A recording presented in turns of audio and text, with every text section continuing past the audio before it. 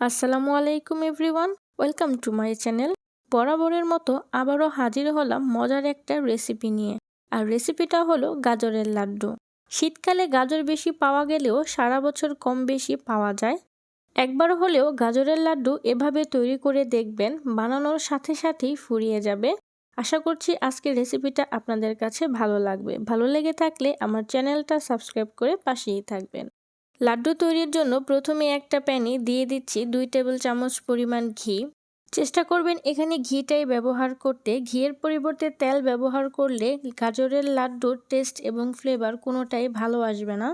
এবার এর মধ্যে 3টা এলাচ দিয়ে দিয়েছি। এর থেকে খুব সুন্দর একটা ফ্লেভার ছড়াবে। ঘিটা গরম হওয়ার পর এবার এর মধ্যে অ্যাড করে দিচ্ছি গাজর। এখানে 500 গ্রামের মতো গাজর আছে আর গ্রেট করার পর 4 কাপ পরিমাণ হয়েছে। আর দেখতেই পাচ্ছেন গাজরগুলোকে খুব মিহি কুচি করে গ্রেট করে নিয়েছি।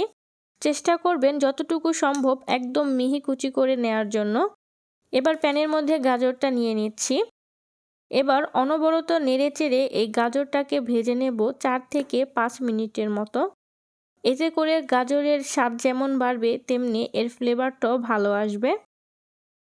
4 থেকে 5 মিনিট ভেজে নেওয়ার পর দেখতেই পাচ্ছেন গাজরের রঙটাও চেঞ্জ হয়ে এসেছে। একটা সিদ্ধ সিদ্ধ লুক চলে এসেছে। এই পর্যায়ে আর ভেজে নেওয়ার কোনো প্রয়োজন নেই। এবার এর মধ্যে অ্যাড করে দিচ্ছি 1.5 কাপ পরিমাণ মিল্ক। আমি আগে থেকেই দুধটা জাল করে ঠান্ডা করে নিয়েছিলাম। গাজর সিদ্ধ হতে খুব বেশি সময় লাগে না, তাই 1.5 কাপ পরিমাণ দুধই যথেষ্ট।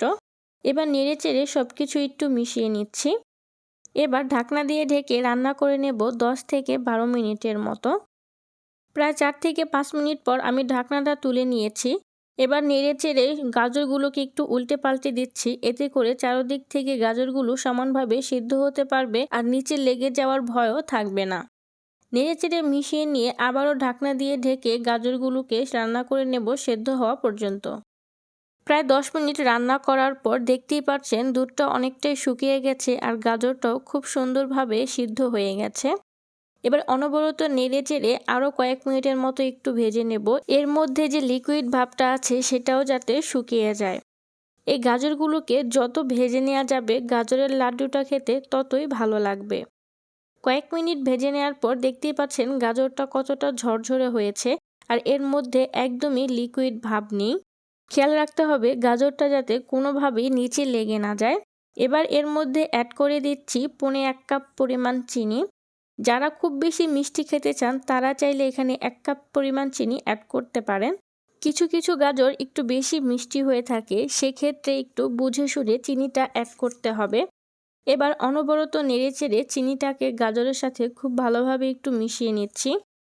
দেখতেই পাচ্ছেন চিনিটা গলে যাওয়ার পর অনেকটাই পানি ছেড়েছে।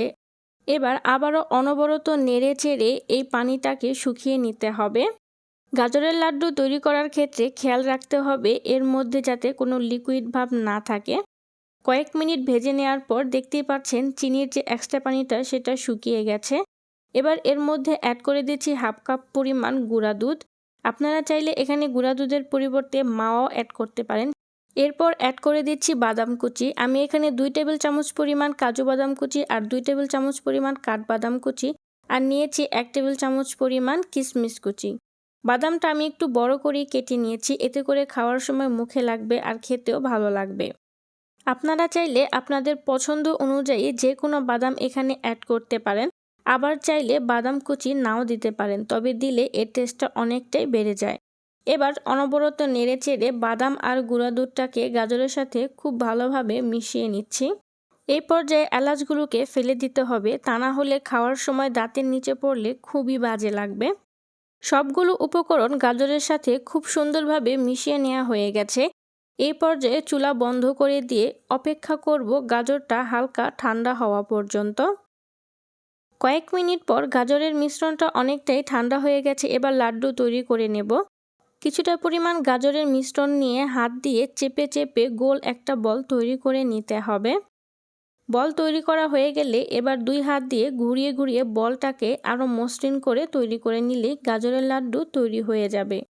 একে একে আমি সবগুলো লাড্ডু তৈরি করে নিয়েছি।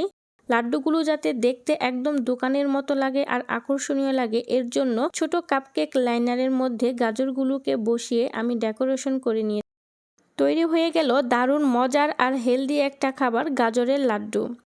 আশা করছি আমার আজকের এই রেসিপিটা আপনাদের কাছে খুবই ভালো লেগেছে। একটা লাড্ডু ভেঙে দেখাচ্ছি এর ভেতরটা কেমন হয়েছে। লাড্ডুটা এই পর্যায়ে কিছুটা নরম থাকলেও ঠান্ডা হওয়ার পর পুরোপুরি শক্ত হয়ে যাবে। আজকের এই রেসিপিটা ভালো লেগে থাকলে আমার চ্যানেলটা সাবস্ক্রাইব করে পাশেই থাকবেন। সবাই ভালো থাকবেন, সুস্থ থাকবেন। আল্লাহ হাফেজ।